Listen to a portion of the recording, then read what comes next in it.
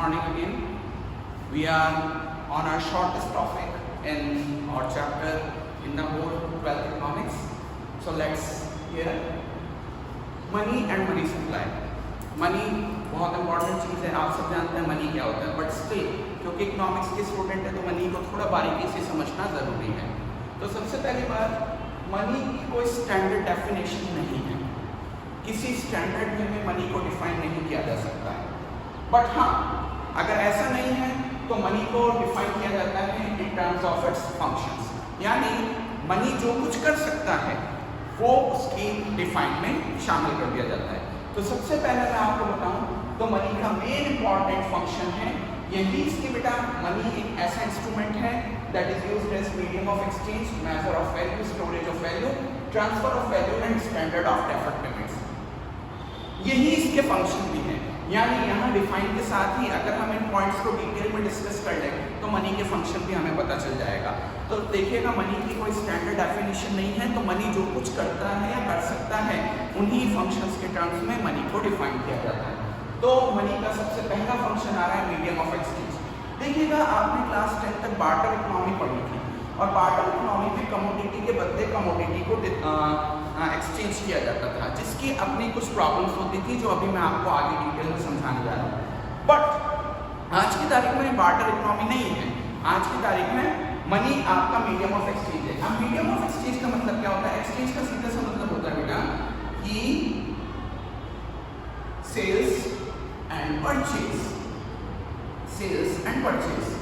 आप इकोनॉमिक्स के स्टूडेंट हैं, हमने डिस्कस किया है कि और अकाउंटेंसी भी आपने पढ़ रखी है, तो एक पार्टी का परचेज दूसरे का सेल माना जाता है। तो इस दौरान हम कोई भी चीज आज सेल करें या परचेज करें, उसके बदले हम एक्सेप्ट करते क्या है या पे करते क्या है, दैट इज मनी। मैंने ये वॉच परचेज की, मैंने ये शर्ट परचेज की, मैं ये फोन जिसके ऊपर आपका वीडियो शूट हो रहा है वो परचेज करके लाया। अब देखिएगा, मैं एक वर्ड यूज कर रहा हूँ बार बार, परचेज। मैं ऐसे नहीं कि उठा के ग्रैब करके ले आया या लूट के ले आया, no, I not robbed anyone. ये जितनी भी चीजें मैंने अभी बताई हैं, they all are purchased by me, और किसी पार्टी ने इसको सेल किया होगा। अब उसका सेल्स है, मेरा परचेज है, नेक्स्ट पर्सन ने मुझे अपनी कमोडिटी दे दी, मैंने उसके बदले उसको क्या पे किया होगा? मनी पे किया होगा, जो उसने मेरे से प्राइस मांगा होगा। So money act as medium of exchange. Medium of exchange में एक्सचेंज का मतलब होता है activities of sales and purchase, और इस दौरान हम एक पार्टी दूसरी पार्टी को कोई गुड या सर्विस हैंड ओवर करती है और उसके बदले में मनी का ट्रांसफर किया जाता है। दूसरी बात, measurement of value. Measurement of value का सीधा सा मतलब है कि आज जैसे सीधा सा एग्जांपल है, कोई मुझसे पूछे सर ये शर्ट कितने में लाए, तो कितने में लाए का मतलब मैं इसकी वैल्यू बताऊंगा, और वो वैल्यू किस में होगी? मनी में होगी। कि 400 की है, 500 की है, 1000 रुपीज़ की है। कोई मुझसे पूछता है सर ये घड़ी कितने की है, तो अगेन कितने की है, दैट मीन्स वो इसकी वैल्यूएशन पूछ रहा है, और वैल्यूएशन का सीधा सा मतलब है कि उसको मुझे मनी टर्म्स में एक्सप्रेस करना है। आप अकाउंटेंसी के स्टूडेंट हैं, अकाउंटेंसी में अपन ने पढ़ा था केवल मॉनेटरी ट्रांजैक्शन को ही अपन बुक्स में एंटर करते हैं, और मॉनेटरी ट्रांजैक्शन में होने का मतलब ये है कि हम उसकी वैल्यू को किस में, रुपीज़ में या जिस भी करेंसी में हम अपनी अकाउंटिंग कर रहे हैं उसमें शो करते हैं। तो दूसरा पॉइंट है measurement of value. Measurement of value का सीधा सा मतलब है कि गुड्स या सर्विसेज की जो वैल्यूएशन है उसको हम मॉनेटरी टर्म्स में या मनी के टर्म्स में शो कर रहे हैं। तीसरा, storage of value. Storage of value का सीधा सा मतलब है कि आज की तारीख में हम सब जानते हैं कि भाई फ्यूचर में हमें फ्यूचर में भी सर्वाइवल करना है और फ्यूचर में भी हमारी नीड्स होगी, तो वो फ्यूचर नीड्स के लिए हम कहीं ना कहीं सेविंग्स करते हैं, और सेविंग्स के तौर पे हम बेसिक किसकी सेविंग पे ध्यान देते हैं? मनी की सेविंग का ध्यान देते हैं। तो वो सेविंग जो हम कर रहे हैं वो हमारी फ्यूचर परचेजिंग पावर को बनाए रखता है। देखिएगा, दो तरीके की परचेजिंग पावर है, एक करंट, एक फ्यूचर। जैसे आज एक सीधा सा एग्जांपल है, हम ऐसा नहीं करते कि हमारी सारी ज़रूरतें अभी पूरी कर लें। हम सब जानते हैं कि विशेष अनलिमिटेड है, लेकिन जो उसको पूरा करने के लिए मनी है वो हमारे पास लिमिटेड है। तो हम क्या करते हैं? मनी का रेशनल यूज़ करते हैं, मनी का एलोकेशन करते हैं, ताकि करंट परचेजिंग पावर भी सेटिस्फाई रहे और इन फ्यूचर भी हमारे पास कुछ सेटिस्फैक्ट्री परचेजिंग पावर रहे। उसी के लिए हम सेविंग्स भी करते हैं। Next is transfer of value. अभी मैं लेक्चर दे रहा हूँ, अभी मेरे किसी दोस्त का फ़ोन या टेक्स्ट आ जाता है कि अर्जेंटली रिक्वायर, उसे कुछ बाइंग करनी है। अब वो मुझसे चाहता है कि मैं उसको मेरी बाइंग पावर या परचेसिंग पावर ट्रांसफर करूँ, कैसे कर सकता हूँ? मनी के तौर पे। आज हम जिस एज में जी रहे हैं बेटा, आज आप बहुत ज़्यादा ऑनलाइन ट्रांजेक्शन देख रहे हैं और आप में से हर पर्सन, हम में से हर पर्सन कोई ना कोई ऑनलाइन ट्रांजेक्शन कर चुका है या कर भी रहा है। So what is that? That is transfer of value. हम मनी को फिजिकली कहीं पर ट्रांसफर नहीं कर रहे हैं, बट ऑनलाइन ही हम वो ट्रांसफर कर रहे हैं, एक बैंक अकाउंट से दूसरे अकाउंट में, एक वॉलेट से दूसरे वॉलेट में, एक यूपीआई से दूसरे यूपीआई में, और अपने आप जैसे मनी ट्रांसफर हो रहा है तो परचेसिंग पावर नेक्स्ट पर्सन के पास पहुंच गई। परचेसिंग पावर का मतलब क्या है? वैल्यू का मतलब क्या है कि भाई आपकी जेब में पैसा है तो आप चीज़ खरीद सकते हो। आज हम कोई भी चीज़ देखें, मूवी से लेके क्लॉथ से लेके बाइंग ईटिंग से लेके एनीथिंग, जेब में पैसा होना चाहिए, दैट इज परचेसिंग पावर है। तो बाय चांस अगर आपके किसी फ्रेंड के पास मनी नहीं है और आप उसको ट्रस्ट करते हो तो डेफिनेटली आप यहीं से बैठे बैठे उधर से अमाउंट ट्रांसफर कर दोगे, तो मनी की मनी परचेसिंग पावर को ट्रांसफर भी कर सकता है। And finally standard of deferred payments.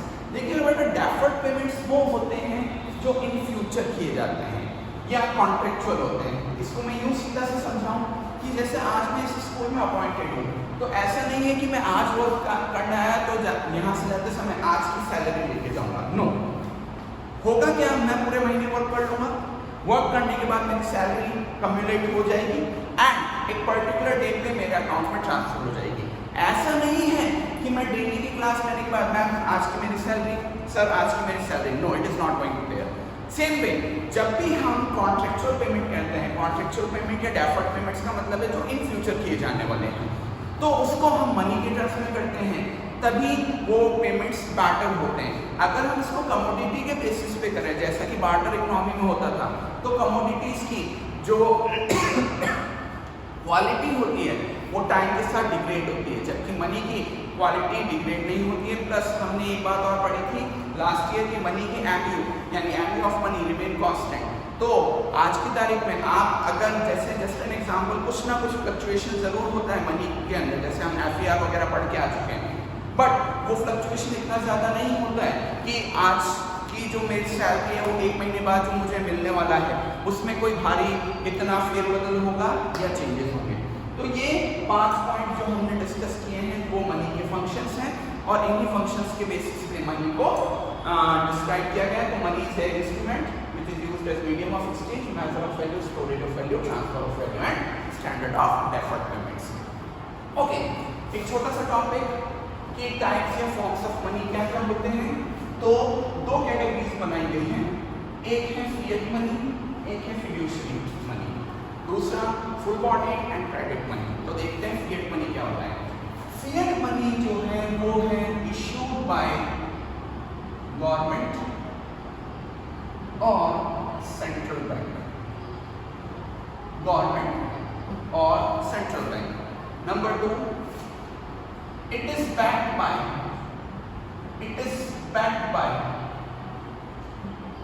them कौन? गवर्नमेंट और सेंट्रल बैंक। आज आप देखिएगा कि जितने भी हमारे कंट्री में करेंसी चल रही है, 1 रुपए के नोट को छोड़ के और कॉइन्स को छोड़ के, उसके सबके ऊपर कहीं ना कहीं आप लिखा होगा, देखा होगा issued by Indian government and RBI, और गारंटीड बाय आरबीआई और guaranteed by Indian government. Plus उसके ऊपर आरबीआई के गवर्नर के सिग्नेचर होते हैं, जो एक लाइन लिखी रहती है कि आई गारंटी हियर या I promise here to pay this amount to the bearer, यानी जिस पर्सन के पास ये नोट है उसके पास जो इसकी रिटर्न वैल्यू है, फेस वैल्यू है, वो परचेसिंग पावर है। अब देखिएगा आज की तारीख में, अभी हमने देखा था कुछ साल पहले डिमोनेटाइजेशन लगा था, जब 500 और 1000 के नोट्स बैन हो गए थे। तो जब वो 500 और 1000 के नोट्स बैन हुए तो इसका मतलब क्या है, गवर्नमेंट ने अपनी बैकिंग यहाँ से हटा दी, जिसको हम कहते हैं कि गवर्नमेंट ने इनको लीगल टेंडर नहीं रहने दिया, जो मैं अभी आगे आपको बताऊंगा। जबकि इसके बाद नए 500 के नोट आए थे और 2000 का नोट जो एक्सिस्टेंस में नहीं था वो 2000 का नोट आ गए।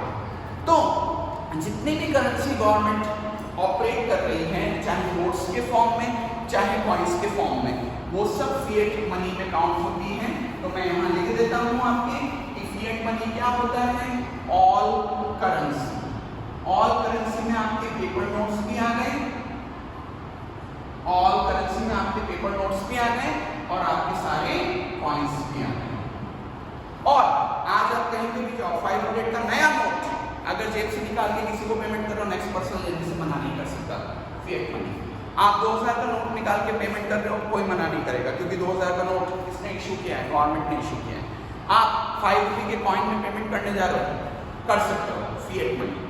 हाँ, कुछ एक लिमिट्स हैं उन कॉइन्स की भी, बट वो हम डिटेल करेंगे, discuss in the further section of chapter. 500 का पुराना नोट या 1000 के पुराने नोट में अगर पेमेंट करने जा रहे हो तो नेक्स्ट पर्सन इसको लेने से मना कर सकता है, क्योंकि अब वो फिएट मनी नहीं रहा। गवर्नमेंट ने उसको कंट्री में बैन कर दिया है, गवर्नमेंट ने उसके पीछे से बैग भी हटा दिया, तो ना तो आप उसमें पेमेंट कर सकते हो और ना नेक्स्ट पर्सन लेगा। बाय चांस अगर वो लेता भी है तो उसके कोई काम का नहीं होगा। दूसरा होता है fiduciary money. Fiduciary money is not issued by government or central bank, but can be used for payments based on mutual trust, based on mutual trust। तो देखिएगा कि यहां पर ये जो फिड्यूशियरी मनी है इसको गवर्नमेंट ने या सेंट्रल बैंक ने इशू नहीं किया है, लेकिन इसका यूज फिर भी पेमेंट के तौर पे हो सकता है। मैं बात कर रहा हूं चेक्स की, मैं बात कर रहा हूं डिमांड ड्राफ्ट्स की, मैं बात कर रहा हूं पोस्टल ऑर्डर्स की। अब अगर एक पार्टी दूसरे को चेक लिख के दे रही है तो नेक्स्ट पार्टी की विश में है कि वो चेक एक्सेप्ट भी कर सकती है, डिनाई भी कर सकती है।